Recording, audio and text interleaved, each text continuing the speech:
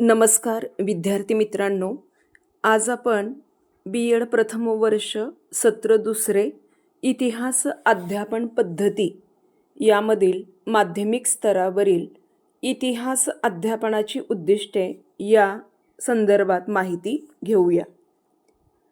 भारतात इतिहास शिक्षणाचा उद्देश काळाप्रमाणे बदलत गेला. प्राचीन काळी धर्मातच इतिहासाचा समावेश होता. शिक्षणाचा उद्देश आत्मसाक्षात्कार व मोक्षप्राप्ती असल्यामुळे इतिहास शिक्षणाचा उद्देशही धार्मिकच होता. मुस्लिम साम्राज्यात मात्र ही कल्पना बदलली. मुस्लिम शिक्षण व्यवस्थेत मात्र तवारीखला तारीख व घटना महत्त्वपूर्ण स्थान निर्माण झाले. ब्रिटिशांच्या आगमनानंतर पुन्हा इतिहासाकडे पाहण्याचा दृष्टिकोन बदलला. खरा इतिहास दडपला जाऊन वेगळाच इतिहास वेगळ्याच दृष्टिकोनातून मांडला जाऊ लागला.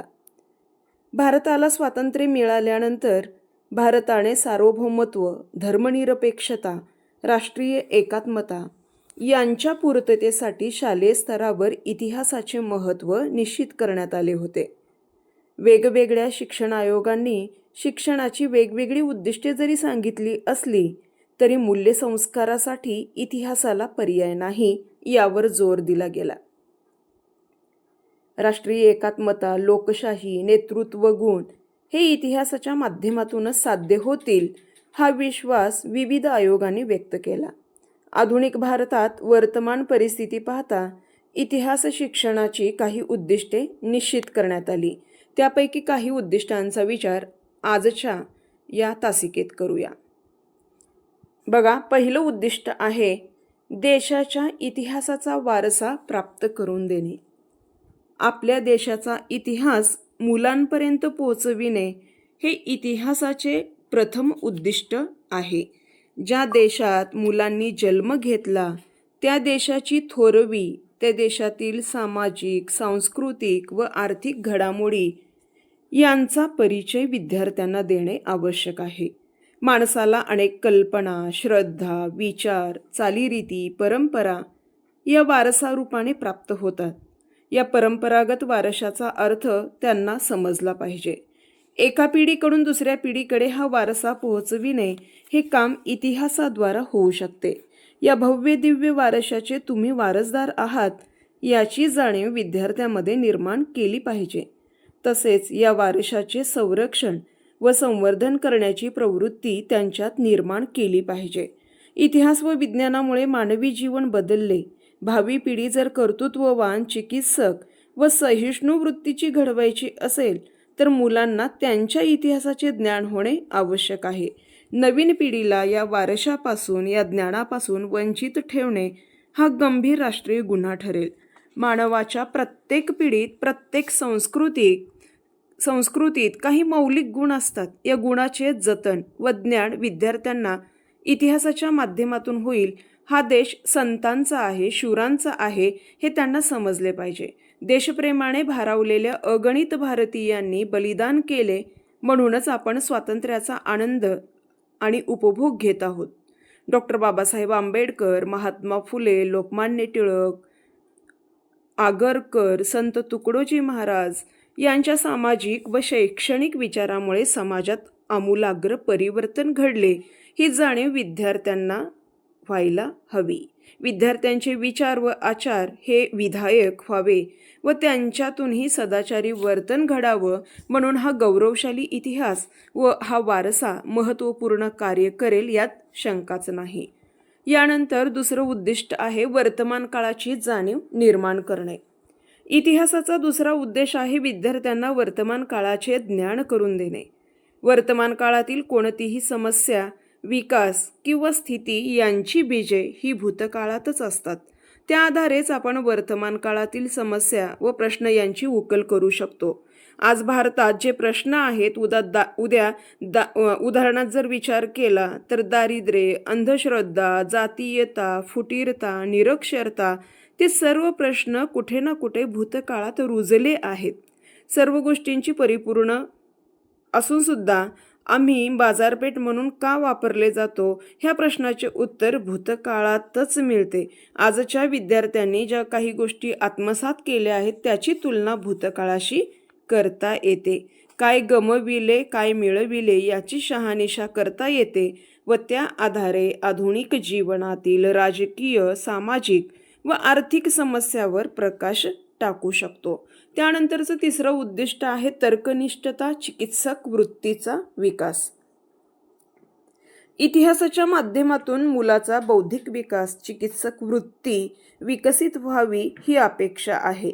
इतिहासातील प्रसंग, घटना, घडामोडी, समस्या यांचे विश्लेषण करण्याची क्षमता निर्माण होते. व्यक्ती नेहमी एकांगी विचार करते. हा दोष इतिहासाच्या माध्यमातून दूर होऊ शकतो. कोणतीही ऐतिहासिक घटना ही नुसती ऐतिहासिक न राहता हिला सामाजिक, राजकीय व आर्थिक असे आयाम असतात. एखादी घटना जरी सारखी असली तरी त्यामागची कारणे व उद्दिष्टे वेगवेगळी असू शकतात. आता उदाहरणात जर घ्यायचं असेल तर फ्रेंच राज्यक्रांती, रशियन राज्यक्रांती, अमेरिकन राज्यक्रांती या जरी सारख्याच वाटत असल्या तरी प्रत्येकामागची कारणं, परिस्थिती आणि उद्दिष्ट ही वेगळी आहेत. त्यामुळे त्यांचा अभ्यास करताना विद्यार्थ्यांची चिकित्सक वृत्ती जागृत होते. ऐतिहासिक काळातील घटनांची निवड कशी करायची, घटनांचा क्रम कसा लावायचा, विश्लेषण कसे करायचे हे विद्यार्थ्यांना समजेल व त्यांचा बौद्धिक विकास या माध्यमातून होऊ शकेल. यानंतरचं उद्दिष्ट आहे सामाजिक, सांस्कृतिक व नैतिक विकास. इतिहासामुळे विविध रीतिरिवाज, परंपरा यांचे ज्ञान होते. जगातील विविध संस्कृती कशा विकसित झाल्या व या संस्कृतींनी कशा प्रकारे योगदान केले व मानवजातीचा विकास कसा घडवून आणला हे इतिहासावरून समजते. पूर्वी प्रत्येक देशाची संस्कृती त्या देशापुरती मर्यादित होती, पण आज जागतिकीकरणामुळे सर्व जग जवळ आले आहे व अलिप्तता राहिली नाही. दुसऱ्या संस्कृतीमधील चांगली मूल्ये स्वीकारताना आपल्या संस्कृतीचा आत्मा हरवणार नाही हे पाहिले पाहिजे व आपल्या सांस्कृतिक मूल्यांचे संरक्षण व संवर्धन हे इतिहासाच्या माध्यमातून झाले पाहिजे. त्यानंतरचं उद्दिष्ट आहे राष्ट्रीय ऐक्याची भावना विकसित करणे. इतिहास शिक्षणातून देशप्रेमाची भावना विकसित होऊ शकते. भारत हा खंडप्राय देश आहे. भौगोलिक विविधतेबरोबर सांस्कृतिक विविधताही आढळून येते. अनेक धर्म, अनेक पंथ, अनेक संप्रदाय, अशा अनेक भाषा यांच्या सहयोगानेच भारतीय संस्कृती विकसित झाली हे पटवून देता येते. आज आपल्याला समाजात जातीभेद, राष्ट्रभेद, प्रांतभेद, श्रीमंत गरीब असे भेद दिसून येतात. कोणत्याही प्रकारचा जाती, धर्म, भाषा व आर्थिक स्थितीचा भेदभाव हा भारताला विघातक ठरू शकतो. त्यासाठी त्यांना नष्ट करण्याचे काम करणे हे महत्त्वाचे आहे. समाजातील अंधविश्वास, कुप्रथा, रूढी नष्ट करण्यावर भर द्यावा. समाजातल्या कमजोरी हेरून त्या दूर करण्याचा प्रयत्न इतिहासाच्या माध्यमातूनच होऊ शकतो. यानंतरचं उद्दिष्ट आहे आंतरराष्ट्रीय सामंजस्य निर्माण करणे. खरं तर जगामध्ये 2 महायुद्धामुळे संपूर्ण मानवजातीला बसलेले चटके विसरता येत नाहीत. त्यामुळे आलेली वैरभावना दूर करणे हे प्रथम उद्दिष्ट आहे. आजच्या जागतिकीकरणामुळे व वैज्ञानिक प्रगतीमुळे संपूर्ण जग जवळ आले आहे. तेव्हा आंतरराष्ट्रीय सामंजस्याची नितांत आवश्यकता आहे. निरनिराळ्या भूप्रदेशात निरनिराळ्या संस्कृती अस्तित्वात असतात. यामध्ये भिन्नता असली तरी मूलभूत गरजा या सारख्याच असतात. एवढेच नव्हे तर भावभावना देखील सारख्याच असतात. हे इतिहासामुळेच लक्षात येईल. जागतिक विकासात सर्व राष्ट्राचे कसे योगदान आहे हे समजावून सुद्धा आपल्याला देता येऊ शकेल. सर्व जग हे कुटुंब आहे. सर्व राष्ट्रे, धर्म, जाती, पंथ व लोक हे मानवतेच्या कुटुंबाचे सदस्य आहेत. परस्पर सहकार्य, सहानुभूती, सहिष्णुता या भावना विद्यार्थ्यांमध्ये विकसित झाल्या पाहिजेत. यानंतरचं उद्दिष्ट पाहूया लोकशाहीची जाणीव निर्माण करणे. आधुनिक युगात लोकशाही ही राजकीय विचारधारा नाही तर एक जीवनशैली आहे. लोकशाही आहे असे म्हणणे सोपे आहे, परंतु प्रत्यक्षात लोकशाही राबविणे कठीण आहे. देशाची जनता जितकी सुशिक्षित व जागरूक असेल तितकी लोकशाही यशस्वी होईल.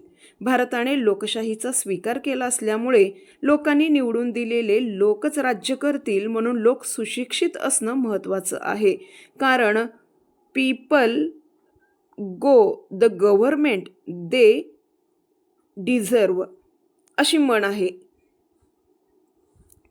ज्ञानार्जनाबरोबर समता, बंधुता, सहकार्य, त्याग, मानवता असे चारित्र्याला पोषक गुण विद्यार्थ्यात रुजविणे हे इतिहासातून शक्य आहे. लोकशाहीचा पाया म्हणजेच व्यक्ती स्वातंत्र्य, पण व्यक्ती स्वातंत्र्य म्हणजे स्वैराचार नव्हे. मत स्वातंत्र्याचे बीजारोपण करताना विद्यार्थ्यामध्ये विचारशक्तीचा विकास केला पाहिजे. सदसद विवेकबुद्धी जागृत ठेवणे आवश्यक आहे. इतिहासाच्या माध्यमातून काही सामाजिक मूल्येसुद्धा आपण रुजविणं फार गरजेचं आहे. जसे की साहस, सत्य, विश्वप्रेम, सर्वधर्म समभाव, श्रमप्रतिष्ठा, पवित्रता, विनम्रता, शांती, आनंद अशा मूल्यांची रुजवणूकसुद्धा आपण या विषयाच्या अनुषंगाने केली पाहिजे. यानंतरचं उद्दिष्ट आहे योग्य अभिरुचीचा विकास. खरं तर इतिहासाला 5वा वेद म्हणतात. इतिहासाच्या अभ्यासातून, थोर व्यक्तीच्या जीवनातून, त्यांच्या कार्यातून विद्यार्थ्यांना नेहमीच प्रेरणा मिळते. जीवनात आनंद आहे, केवळ निराशा नाही हे पटते. जीवनाचे दर्शन घडते आणि आयुष्याला त्यातून नवे परिमाण व नवा अर्थ प्राप्त होतो. आमची संस्कृती आध्यात्मिक आहे. तिने नेहमीच उच्च जीवनमूल्यांना प्रथम स्थान दिले आहे. आमच्या या संस्कृतीचा परिचय मुलांना वेगवेगळ्या प्राचीन सौंदर्य स्थलातून होतो. अजिंठा वेरूळच्या लेण्या, दौलताबादचा किल्ला, कोणार्कचे सूर्य मंदिर अशा अनेक ऐतिहासिक स्थळावरून याची ओळख पडते. भारत असलेल्या या सौंदर्य स्थलांचा आस्वाद घेण्याची प्रवृत्ती विद्यार्थ्यांमध्ये इतिहासातूनच निर्माण होऊ शकते. यानंतरचं उद्दिष्ट आपण पाहूया.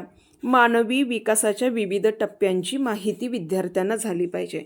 इतिहासातून मानवाच्या विभिन्न कृती, सभ्यता व त्याचा विकासक्रम यांची माहिती मिळते. इतिहासाचे 4 प्रकार आहेत: अतिप्राचीन, प्राचीन, मध्ययुगीन आणि अर्वाचीन, अर्थातच आधुनिक. ह्यातून आपल्याला विकासाचे टप्पे कळतात. प्रत्येक कालखंडात मानवाने कशी प्रगती केली, कोणते संघर्ष केले, कोणते शोध लावले, कोणकोणत्या देशाशी कसे कसे संबंध प्रस्थापित केले याचा संपूर्ण लेखाजोखा किंवा स्पष्ट आराखडा डोळ्यासमोर येतो, तो इतिहासाच्या माध्यमातूनच. यानंतरचं उद्दिष्ट आहे योग्य त्या दृष्टिकोनाचा विकास करणे. इतिहास म्हणजे भूतकाळातील घटनांचं प्रस्तुतीकरण होय. घटनेकडे पाहण्याचे विभिन्न दृष्टिकोन असू शकतात, पण त्यातील सत्यता जर कळली तर त्या घटनेकडे बघण्याचा विशिष्ट दृष्टिकोन बदलेल.